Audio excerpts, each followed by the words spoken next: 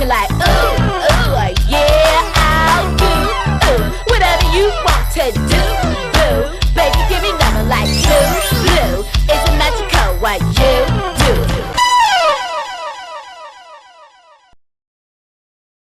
Hey, what's up everybody? You know what time it is. It is time that I share pieces of me with you. 2 weeks ago I had done a video on reincarnation, and then I did a re-upload last week, and I did it that way to bring it all together to this point right here.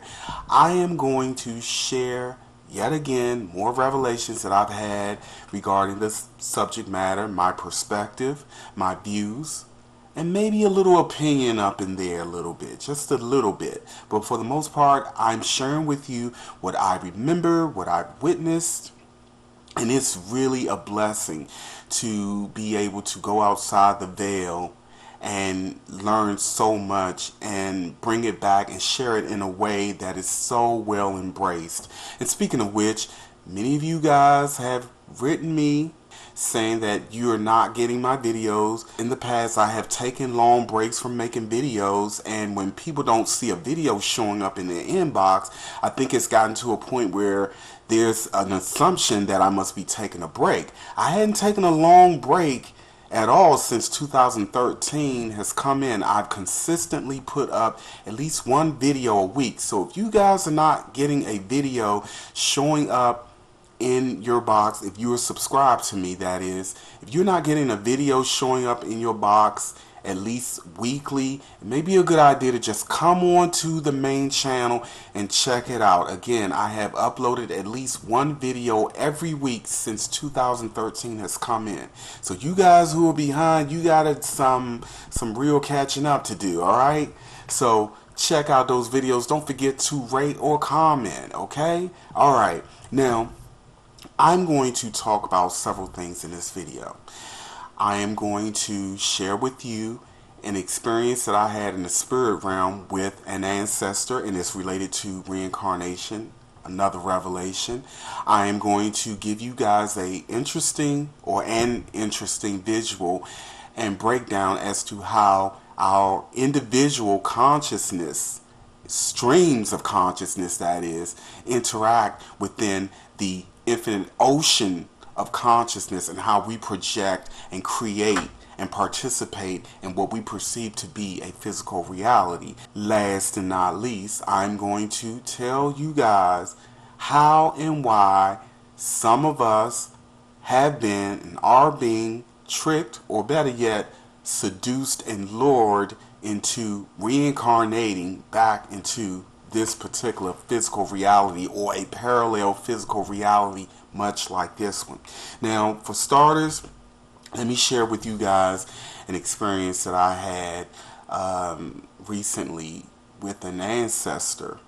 I was in the spirit world, and I was sitting waiting, because again, when we are in the spirit world, or when we are even in our dream state, our awareness and our consciousness is more open, we are more expanded, even though we may not consciously remember this when we shift our point of focus back to physical reality.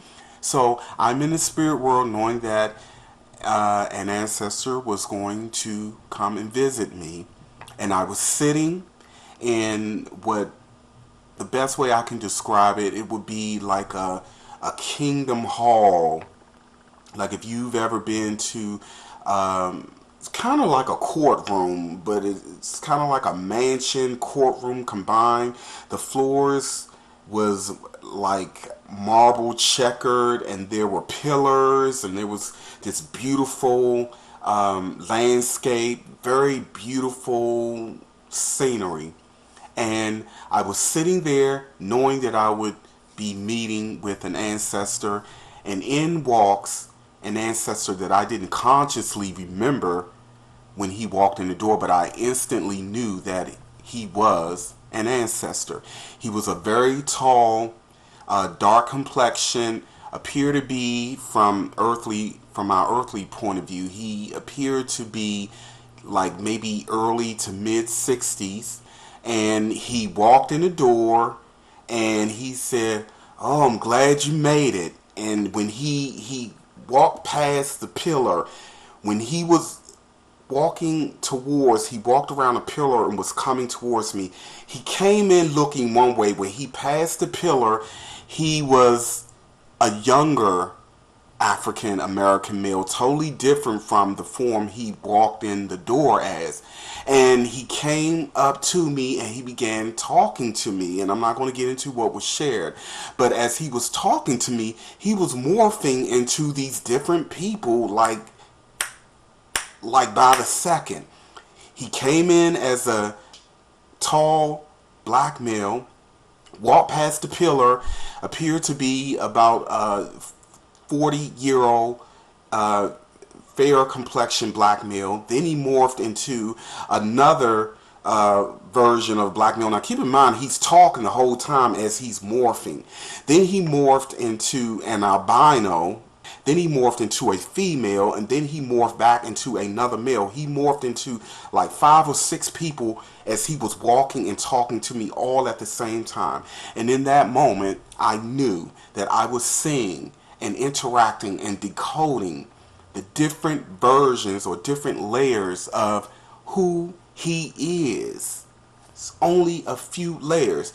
Now, was he actually presenting himself in this way? Maybe, maybe not. It also could have been simply me decoding his different personality imprint on a soul level. This is another way in which we decode the greater reality outside of such extreme limitation, or this realm of extreme limitations. For instance, if you are someone who had a loved one who has crossed over, and you consciously remember from this perspective them being that person that you come to know and love, when you see them on the other side, even though they've been other beings and other people, before you are able to expand and regain all of your consciousness, you will only see and decode that version that you are familiar with from your earthly perspective. But once we move further beyond the limitations and the conditioning of the lower mind, we will see that we are basically light beings who can basically take on any form that we so will or think to want and be. It's really that simple. So I'm sharing this with you guys to let you know and to remind you that we've all played different characters, been different species, been different forms, but at the core, we are spirit, we are soul, we are awareness, we are consciousness. And it's far more fluid than meets the eye. Imagine an infinite ocean, as far and as wide as the mind's eye can see. An infinite ocean of rainbow-colored energy streams. Very beautiful, translucent, transparent, rainbow-colored energy streams, as far and as wide as the mind's eye can see. And behind these energy streams, there's pure blackness, blacker than black awareness, but you feel the great intelligence and the wisdom that is behind this infinite sea of energy. Now imagine like a projection from a movie screen. These infinite projections of different realities emanating from these rainbow-colored energy streams. And these realities look translucent and holographic in nature from looking at it from an objective point of view. These holographic energies are projected into matter. These holographic projections are projected through and into matter.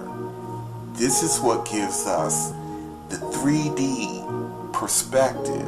This is what gives us the illusion of solidity atoms and molecules stacked on top of one another. Very, very tiny atoms and molecules stacked on top of one another, vibrating at different rates and speeds. As most of us know, and as scientists have shown, atoms are the building blocks of life. Atoms constitute matter. Atoms are hollow. Atoms come together, stack on top of one another, and give us the form, the shape, based on vibration, based on intent, based on thought projection. This is what gives us the illusion of solidity. And therefore, at the very bottom, where the rate of vibration is very slow, where these energy streams of consciousness roam and interact with matter, we have a heavier, denser reality. And those rates of vibrations with these atoms lessen in their density and layerness as we go up in speed and rates of vibration.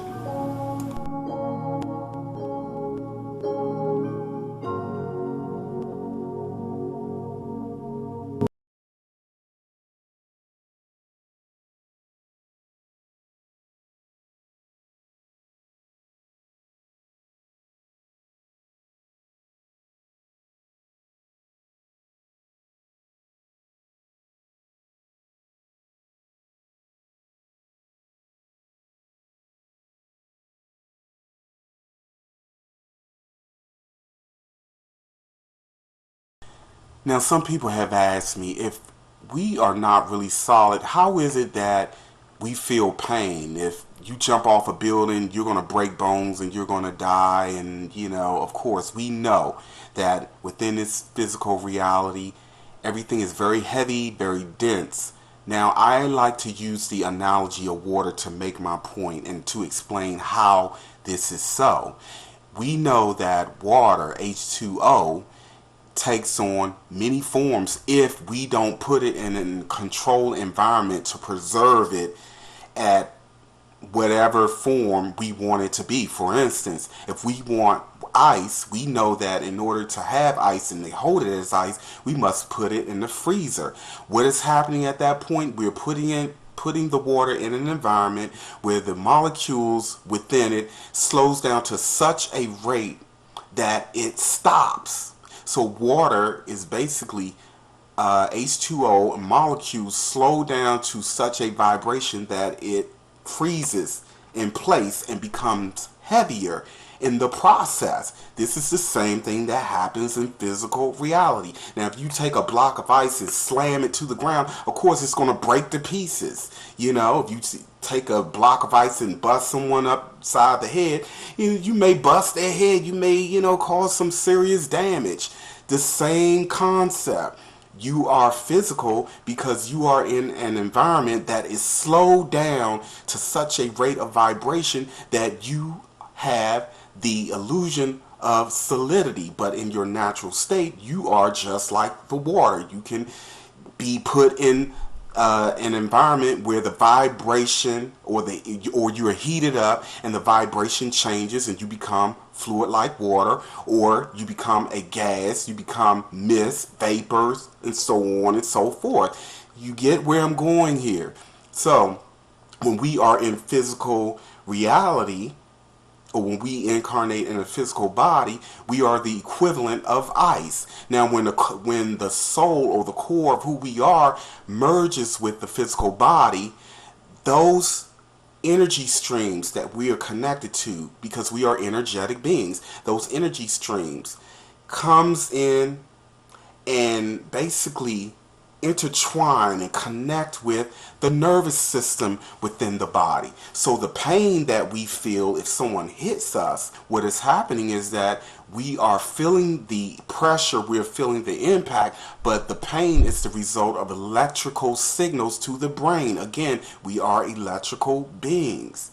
And when the physical body is overwhelmed to a point where it can no longer withstand the pain, or there is such damage done to the central nervous system or major organs to the point where your life force can no longer sustain and exist in the body, you vacate it, you leave. It's no longer operable. The same thing with a car.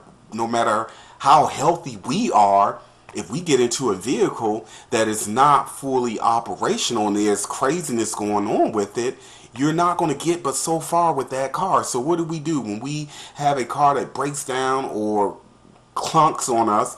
We simply get out, go get another one. I love to use those analogies to bring it home. So again, when the soul comes into the body, your energy streams basically merges with the central nervous system, and this is why we can feel what is happening, the impact to the physical body, and the electrical signals as a result of being electrical beings and connected to the brain, the hardware or the processor to this biological computer, is what gives us the ability to feel pain and feel an impact to a point where we can no longer sustain our physical form if it is that strong enough. Here we have a very basic demonstration of one stream of consciousness, one soul within one stream of consciousness. We have a core / soul, spirit, and awareness, aka consciousness. This is a depiction of who we are without a physical form, without a light body, without any form or expression. We are spherical soul, spirit, awareness, consciousness on infinite streams of energy projecting our consciousness into matter. Matter meaning layers and layers of atoms, molecules, etc. that would shape our reality and give us the perspective and the experience of reality, be it physical or more fluid or a dream state.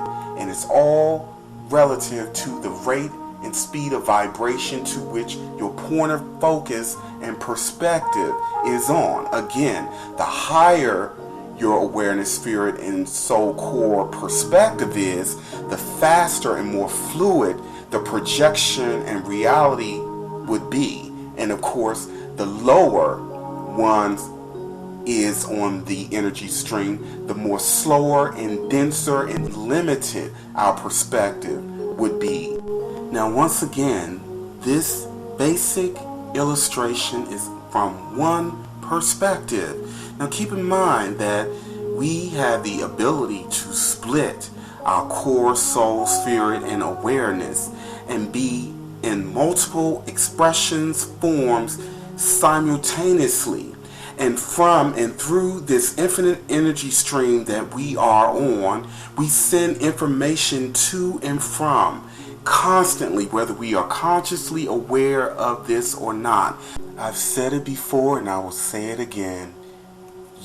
We are individual universes unto ourselves. Keep in mind of the description that I had just given, that within these infinite energy streams, we are represented within a sphere, within a stream of consciousness. This diagram gives a general example of who and what we really are on a core level. This means without a physical body, without a physical expression or light body or form. This is what we represent within these infinite streams of waveform, these infinite streams of vibratory, colorful energies.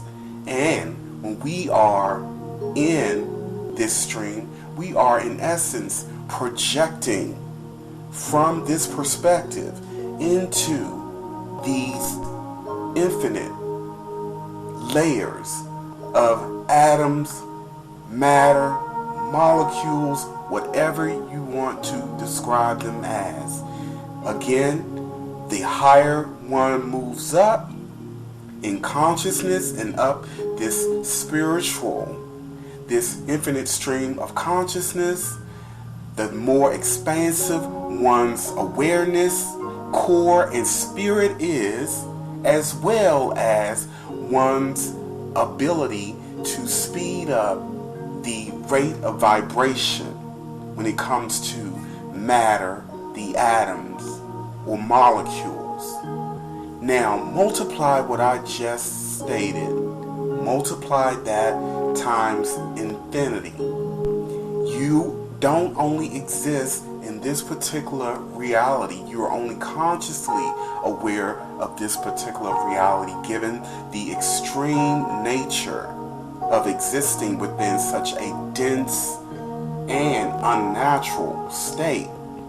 But there are infinite streams of consciousness that you are a part of, that you are connected to, that you are working to re-emerge with and reconnect to. Now you may be asking, what is the relevance of this as it relates to reincarnation?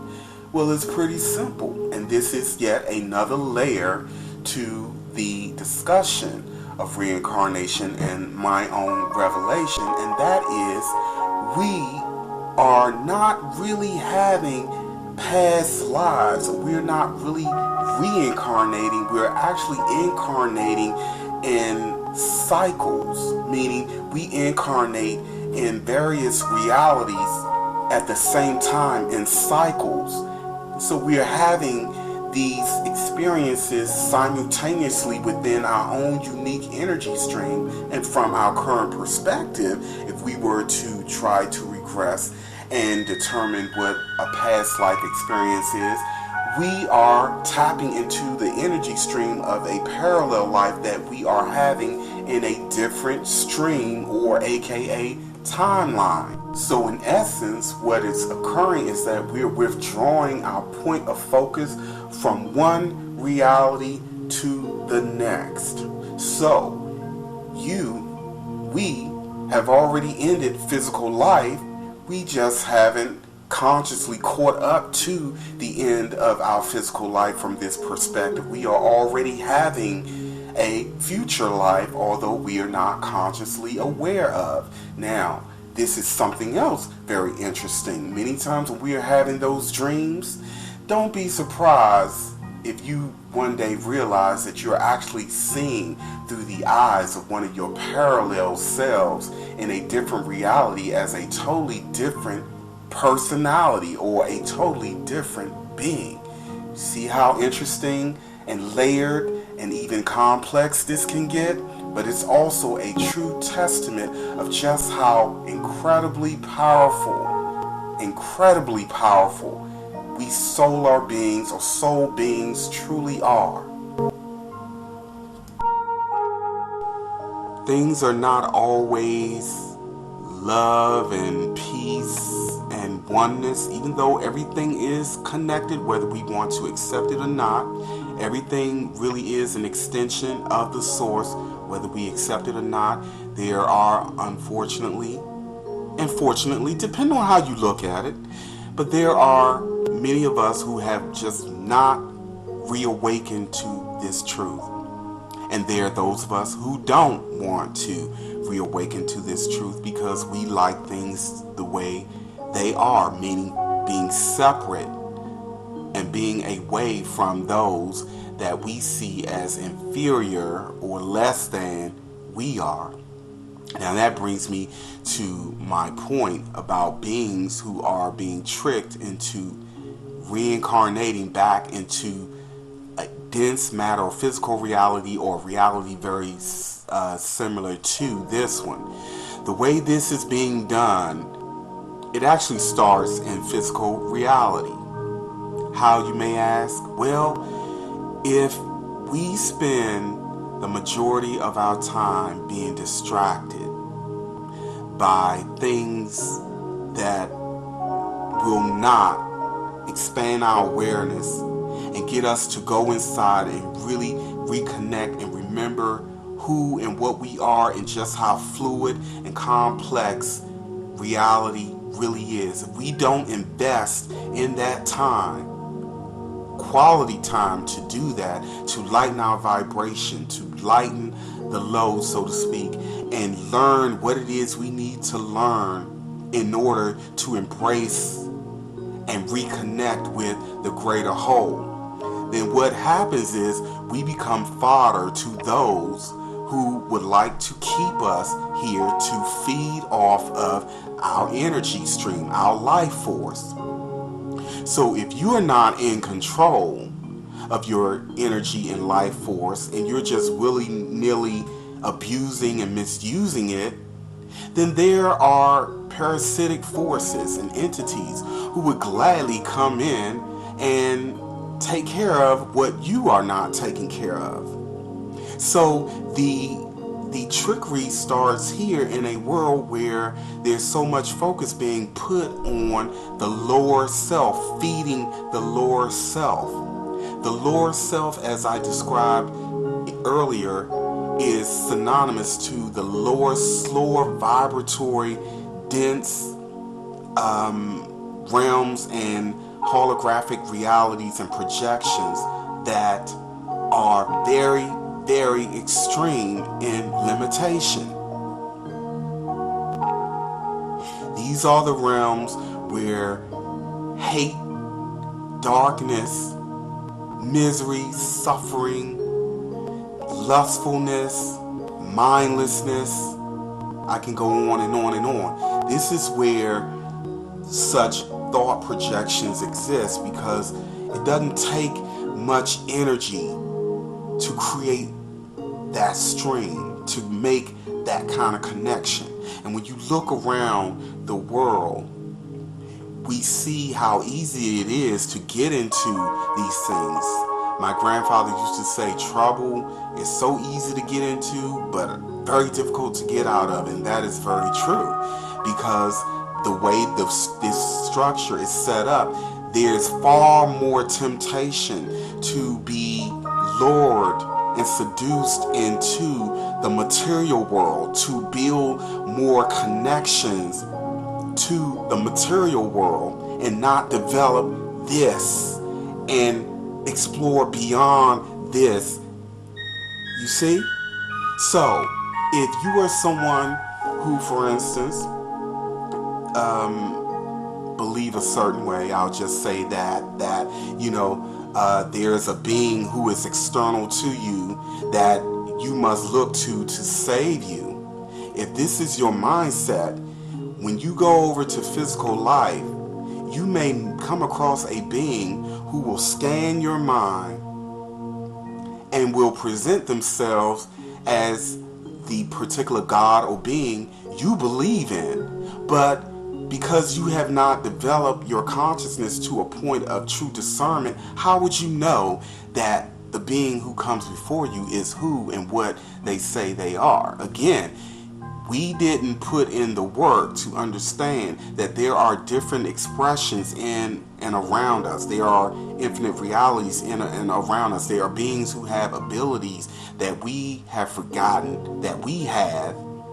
And from a limited perspective, we come into or come before a being such as this, and they do something that would appear to be very magical to you, and you fall for it. This very well could be an entity who's going to lead you through a doorway that's basically going to wipe your memory, and your soul will be led right back to physical life and incarnate into another life form. Now, you agreed to this indirectly. You agreed to this. How did you agree to it? Because when this way of thinking, this thought projection, and this covenant was presented before you, you simply embraced it and didn't question it. We have discernment. We have free will for a reason. So those of us who just go along with the herd and don't question, those of us who live in fear, those of us who live in shame, hiding things, hiding secrets, or what have you, we are far more prone to this kind of trickery. Because again, when we move out of physical life, our earthly personality doesn't just drop away instantly. There is no instant, aha, this is who I am. No.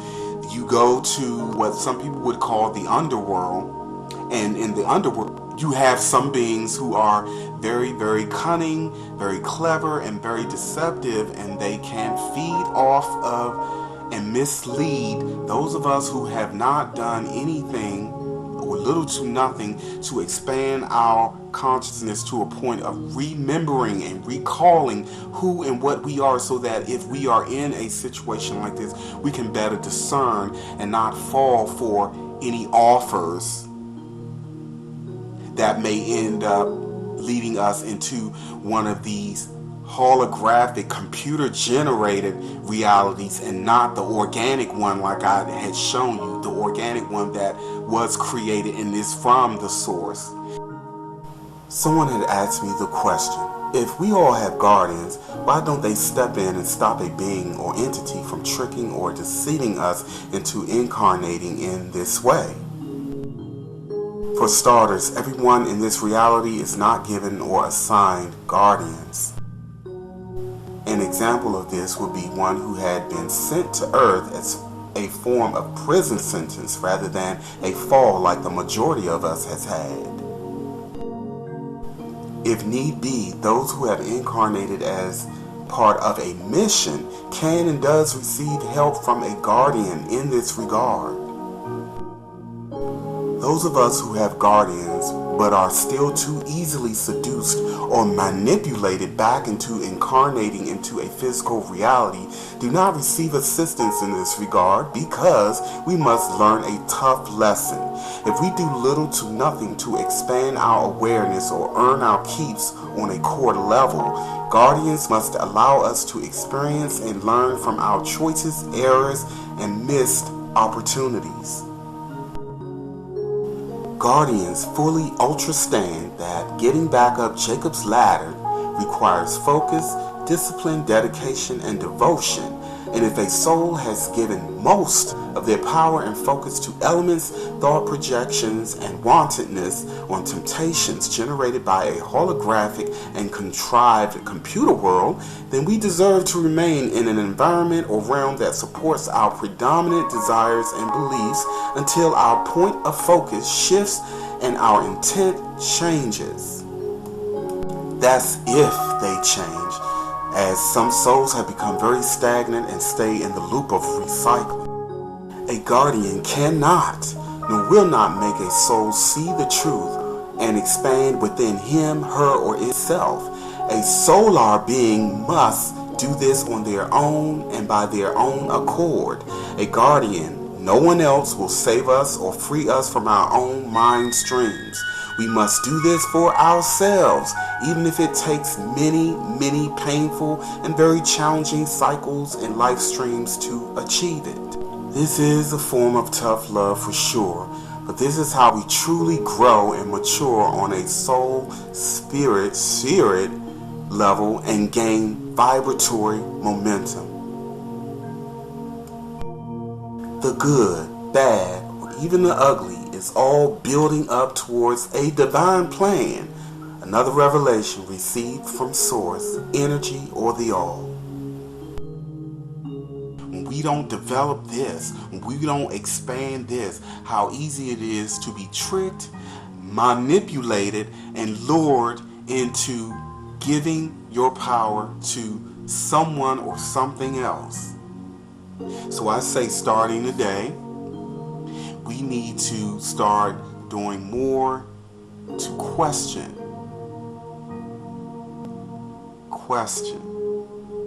everything that we've ever been taught. There's nothing wrong with that. Whatever your dominant daily thought form is, if it is not truly working towards connecting with and knowing who and what you really are, you may want to start doing that today. This is why I put so much emphasis on authentic expression. Be who you are, love who you are unconditionally. Stop being concerned about getting widespread acceptance, because this can be used against you. Some of you have already learned this the hard way. On that note, continue to question, learn, and grow, and happy travels.